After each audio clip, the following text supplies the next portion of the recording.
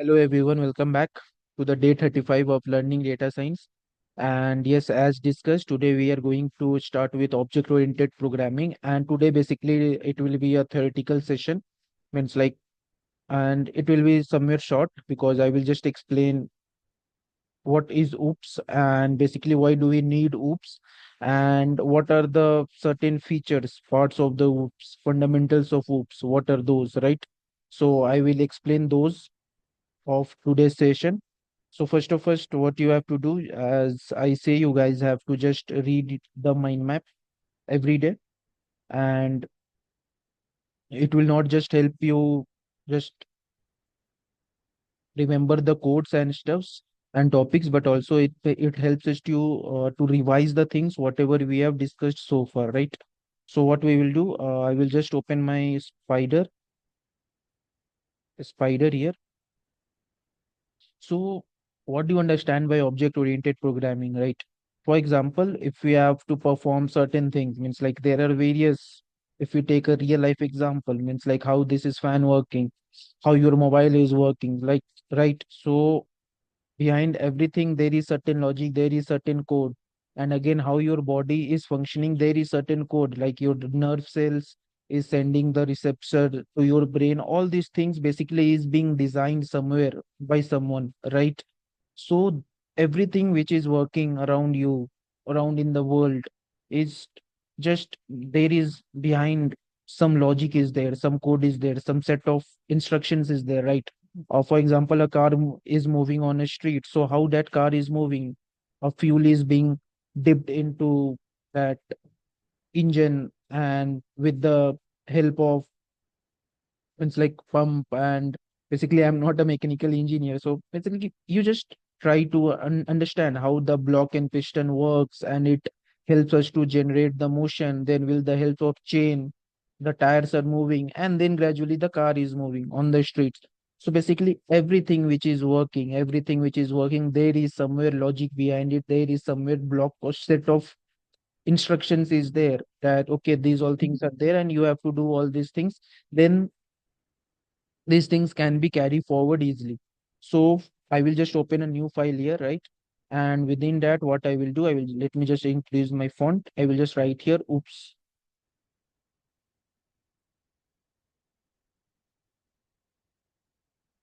oops. Basically, what is the meaning of oops is object-oriented programming. Object-oriented programming means what we will do, like there are various certain things, means like you can't just go. For example, your body is there, human body is there, right? Or there are certain instruction given to that, right? And it is very complex, means like someone who is a doctor, he can understand that what is the purpose of this nerve is there inside our eyes, our heart, everything is there, and everything is being defined as a different thing. Means like your eyes is a different object. Just take example, five sense organ is there, right? So every sense organ is different from each other, right? But the thing is, these are all connected in a one thing called a body, right? So if I will just remove all this object and I will try to combine all these things, so what will happen, our body will burst and it will not function it properly, right? So for that reason, to operate the things, operate the systems in a systematic way, what we need to break it into smaller parts. For that reason, we use object oriented programming. Why do we use? Because we divide our set of codes, divide our set of problems into object and classes. And again, what is object and classes, we will discuss further, but right now you just try to understand that we are dividing our problems in small codes so that we can try to build the bigger models. Means like for example, if you have to just achieve a big goal is there, means like for example, someone's goal will be there like finding a good IT job, someone goal will be there just buying a charter plane, someone job will be there just buying a luxury cruise ship. Means like it's like that, right? So for example, if someone is trying to build their dream is just buying a chartered plane or a private jet, right? So how it will start, how he will start, he will not just start with the things like he will just go with the big money. No, he have to do step by step. Means like he have to set small milestones. Means like, for example, if you are traveling 100 kilometer is there, for example, you are determined that after reaching 100 kilometer you will certainly buy that charter plane. So what you will do, you will try to find a way that how can I reach the first kilometer, then after first I will try to reach the second, then after gradually step by step, boom, you will certainly reach your destinations. So for you to reach your higher goals, what you have to do, you have to divide your goals into smaller units, into smaller pieces, and then try to achieve that goal. It will be much easier, and when you will combine all those smaller goals, certainly your goal will be achieved at the end.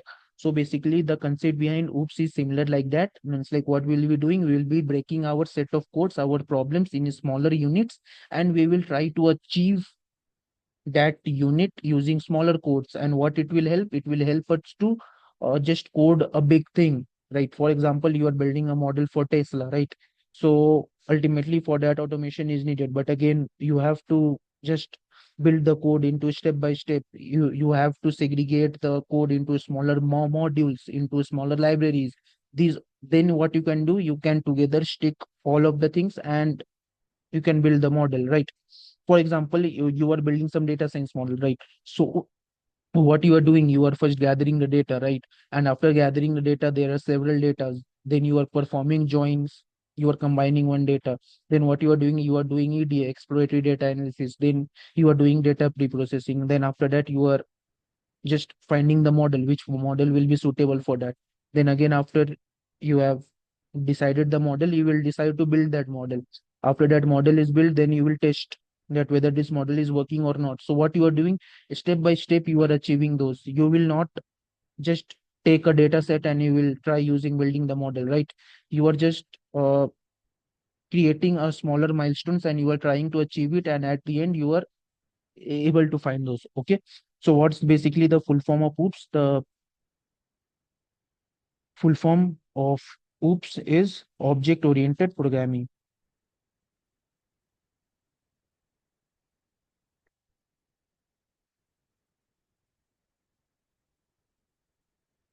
Object oriented programming, and it has 9 features.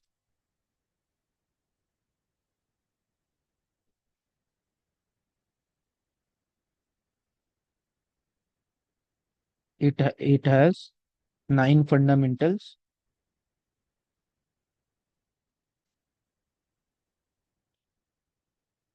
So what are those? First is class, second is object, third is encapsulation. Yeah,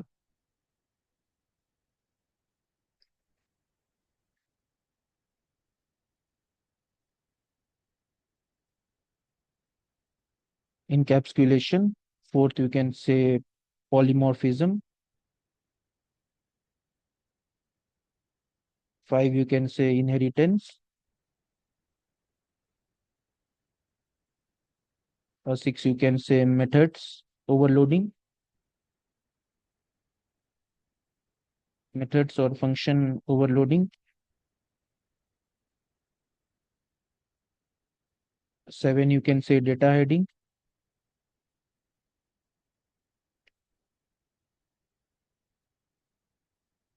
Eight, what you can say is what was that? Yeah, constructors.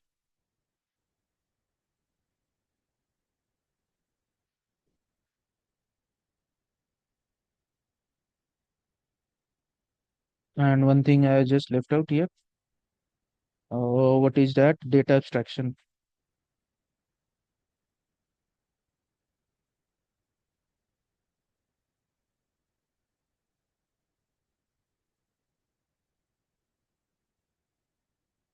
Data abstraction. Okay. So what is the class? Basically, class is a blueprint of your project. Means like, for example, blueprint of your project means, for example, you are trying to build a project, right? You are trying to build a car, right? So to build a car, what will be there? A body will be there, engine will be there, chain, basically everything will be there. So what is the class? It is the blueprint. is the blueprint of your program.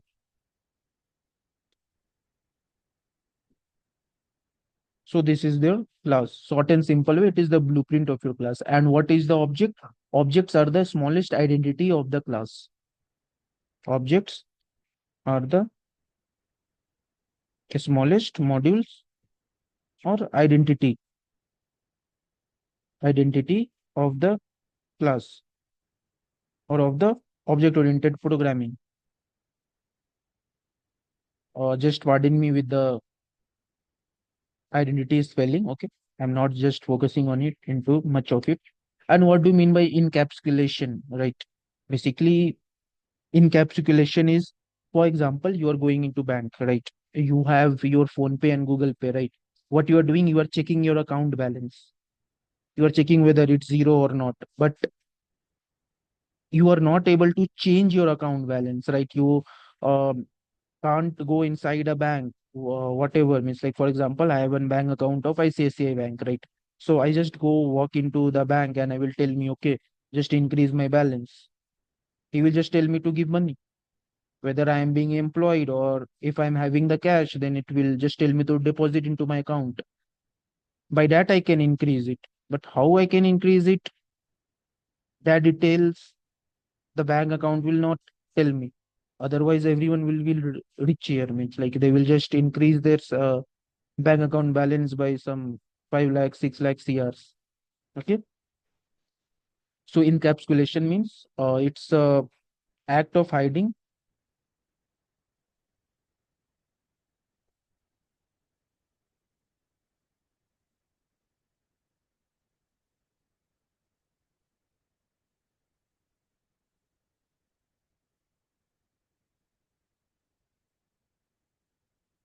the details. Okay, act of hiding the details. And what do you mean by again data abstraction? Or data abstractions means, like for example, if you are driving a car, right? You if you are driving a car, and again you don't know, you basically you are not concerned about how that, what is there inside the engine, what that is making the car to move, right? You are not concerned more into it. You are buying a bike, you are not more concerned that what is inside the engine when you are putting on the accelerator, or when you are tapping your leg on the accelerator of your car. So what you are not concerned, you are not concerned what is the mechanism behind that function.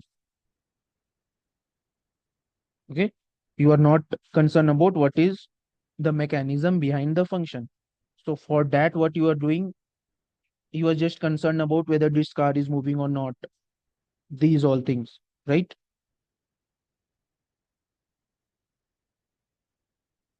Act of hiding the details, and only essential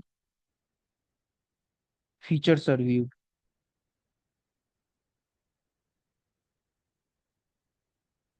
Okay,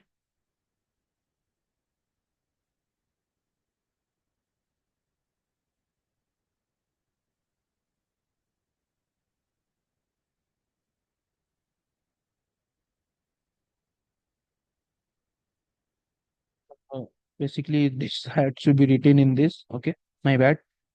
Oh, and what is the meaning of polymorphism? Polymorphism is basically means, like for example, just take the example of you yourself, right? You might be having various names, right? In your house there is certain nickname is there, in your office there is certain nickname, your friends call you different names, right? Your girlfriend or boyfriend calls you with different names, right? So basically your role according to that name changes. That doesn't mean that you are a different person, right? That doesn't mean you are a different person, but according to the names your roles is getting changes.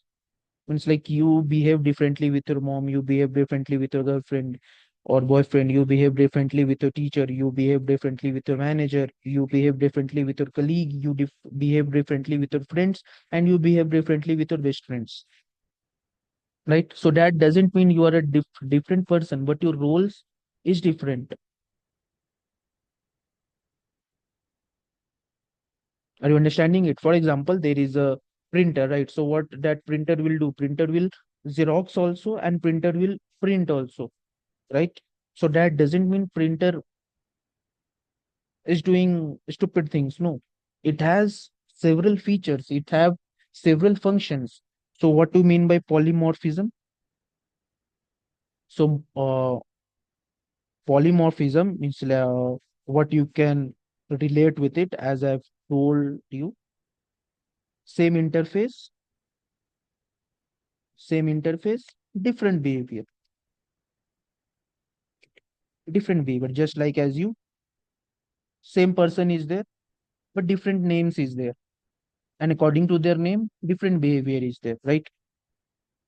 So this was again for polymorphism. And for inheritance, by the word itself, you guys have known that what do you mean by inheritance. It basically means to inherit, and inherit means, like, for example, uh, your father is there, you must have inherited some of his qualities, his or her your mother is there, so generally you have inherited some genes, genetics from your parents, right? So that's the meaning of inheritance. Child and parent class is there. So basically we will discuss more about the inheritance.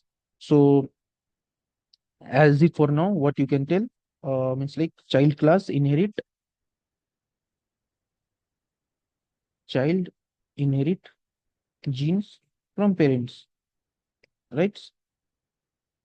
Instead of genes, what you can write,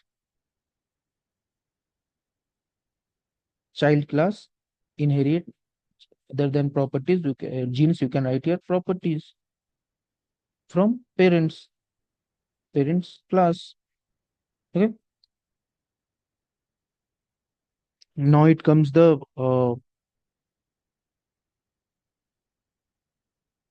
method and function overloading. Okay. What do you mean by the method and function overloading? Means like the function will be same. The function will be same, but their subclass will be different.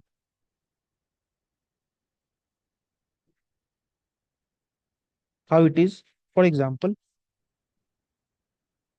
you are an employee, right? In certain companies, whether that person is a manager, whether that person is an HR, whether that person is anything, whether he's or a security guard also, right? What he is considered as an employee of that company. He will not tell that I am owner, I am CEO, I am CEO, CXO, right? He will not tell that. He will just tell he is the employee of that company. So one identity is there, he is the employee of that company. A person working as a security guard in Tata Motors, whether he is working as a assistant general manager, whether he is working as a general manager, or whether he is working as a normal employee, or whether he is working as a supervisor, right? He is considered as an employee, but but but their salary makes a difference, right? So what's the one common thing? One common thing is they are employee, but their salaries are different. So they are same. They are same from the parent class employee. They are same. They are all employees, but their salary makes it difference. So like this method or function overloading means the function name will be same, but it will inherit according to their means, like the structure or the arguments which have passed. Again, what is arguments and parameters? I have discussed in the function chapter, right? So overloading means like subclass changes parents' behavior.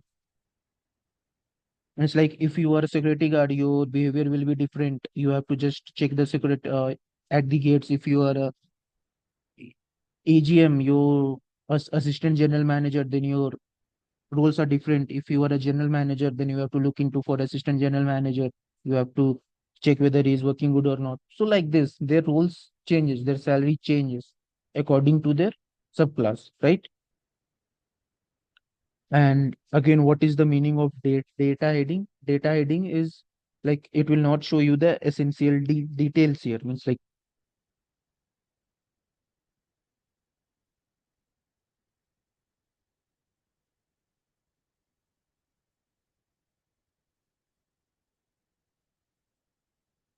control access to attributes. Okay. For example, you are buying a medicine, right? And or suppose you are in a train, right? And there are certain compartments which is being sealed, or you have been into some office, or means like somewhere where it is written there, entry prohibited by to normal employees, right? Normal employee can't just enter into some, it's like, if there is being meeting going on within the floor manager, or you can say the managers NHRs, the normal employee, means like normal associates, they can't enter that meeting. Some meeting is going on for the means like the business decisions of that company, means like some HRAD is there, CEO is there, managing director is there. They are holding a meeting. So what will happen? You just can't walk into that meeting, or door will be there, entry prohibited. So data heading means it will control the access. It will control the access to a limit, to the attributes. You are the employee at the company. You have the access to go everywhere. But again, there are certain places which you can't enter there. Okay. Constructor. So this was all about data hiding. And again, what is the constructor? Constructor is again, it will assign the default value.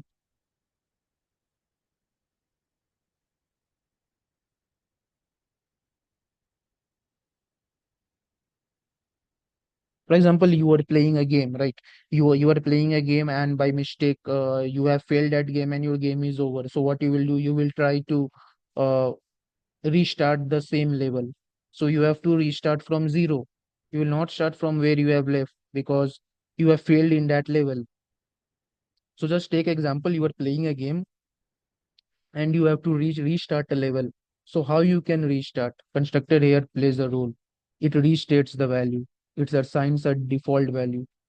It resets the values. Okay. So I hope you have understood all the object-oriented programming fundamentals, 9 fundamentals, what is there, and I hope you are noting down the things as well. So if you haven't understood, this meeting is being getting recorded. You can watch n number of times, how many times you can watch it. Okay. So see you tomorrow then. Tomorrow we will discuss each of the thing in detail, what is there. And till then, keep practicing it at least 500 to 1000 lines of code, because I want you to sprint in your career. So take care. Goodbye. Jai Hind.